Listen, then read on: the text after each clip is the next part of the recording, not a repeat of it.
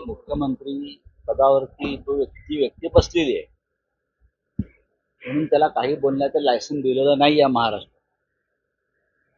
आपण पाहिलं असेल काल ते महाशय बोलत असताना लोक उठून चालले होते अधिवेशनातून. हा माणूस पूर्णपणे भारतीय जनता पक्षाचा गुलाम आणि नोकर झालेला आहे. त्यांच्या डोक्यावर परिणाम झालेले आहेत सगळ्यांच्या, आणि त्याच्यामुळे अशा प्रकारची बेकार व्यक्त होते. त्यांचा कमरेत जोर आहे, वागतात सारखे दिल्लीत जाऊन. त्यांचा फक्त कमरेत जोर आहे बरं का. दिल्लीत जाऊन ते सारखे वागतायत ना, कळेल आता जोर कोणाचा आहे तो. निवडणुका घ्या, हिंमत असेल ते मुंबई ठाण्याच्या, मग जोर कोणाचा आहे काढू. काल मुख्यमंत्र्यांनी उद्धव ठाकरेंमध्ये अनेक आरोप केले आहे. सभेदरम्यान त्यांनी बंद दरम्यान चर्चा देखील झाली मुख्यमंत्री. मुख्यमंत्री पदावरती ती व्यक्ती बसलेली आहे म्हणून त्याला काही बोलण्याचं लायसन दिलेलं नाही या महाराष्ट्रात. आपण पाहिलं असेल काल ते महाशय बोलत असताना लोक उठून चालले होते अधिवेशनातून.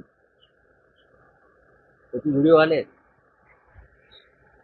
ते महाशय असं म्हणतायत, काय म्हणतायत विचारता का, माहिती आहे आपल्याला.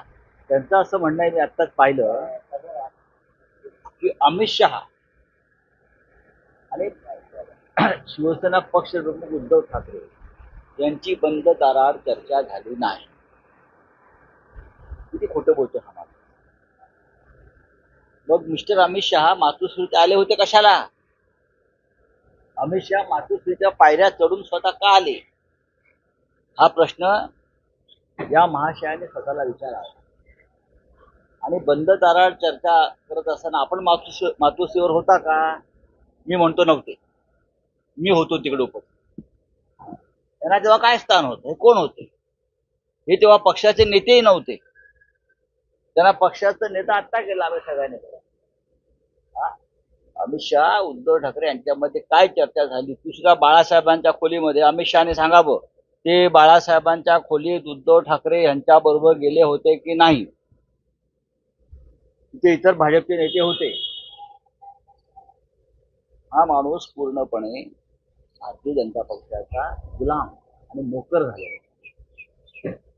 त्यांच्या डोक्यावर परिणाम झालेले आहेत सगळ्यांच्या, आणि त्याच्यामुळे अशा प्रकारची बेकार व्यक्त होते. 2014ला युती तुटल्यावर, युती भाजपची येतो, त्यानंतर लोकसभा निवडणुकीसाठी जेव्हा त्यांची फाटली, आपण जिंकू शकत नाही, तेव्हा स्वतः अमित शहा भाजपचे अध्यक्ष हे स्वतः मातोश्रीवरती मग कशा करता आले पायऱ्या चढून, याचं उत्तर या महाशयाने द्यावं. हे मोदी आणि शहांबरोबर राहून राहून त्यांना खोटं बोलण्याचं व्यसन झालं. गांजा मारतात, खोटेपणाचं आणि बोलतात. आम्हाला माहिती नाही, आम्ही उपस्थित होतो की तिकडे. आतमध्ये गेले, मग चर्चा झाली, आणि त्यानंतर हॉटेल ब्ल्यू सी मध्ये गेल्यावर देवेंद्र फडणवीस काय म्हणाले हे रेकॉर्डवर आहे. Power sharing 50-50. हा बोलले आहेत ना, रेकॉर्डवरती आहे ना. ह्यांच्या आता का कानामध्ये का बोळे बसलेत, तर कानाला बुच बसलाय, ऐकलं नाही. सोडून द्या, महाराष्ट्राला धडा शिकवेल. नक्की कोण तडजोड करत होतं, आणि कोण. आम्हाला तडजोड करायची असती तर आम्ही केव्हाच केली असते. आम्ही लढतो आहोत. आम्ही गांडू नाही आहोत तुमच्यासारखे पळून जाणारे. आम्ही पळपुटे नाही आहोत, आम्ही डरपोक नाही आहोत बरं का. बाळासाहेब ठाकरेंची शिवसेना आम्ही दिल्लीच्या पायाशी ठेवलेली नाहीये.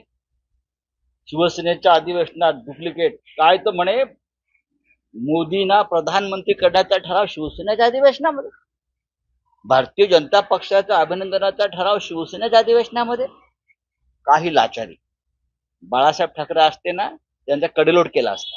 बाळासाहेबांचा ज्यापासून वारसा चालू आहे, जोर लागतो असं. यांचा काय आहे, यांचा कशात जोर आहे. यांचा कमरेत जोर आहे, वागतात सारखे दिल्लीत जाऊन.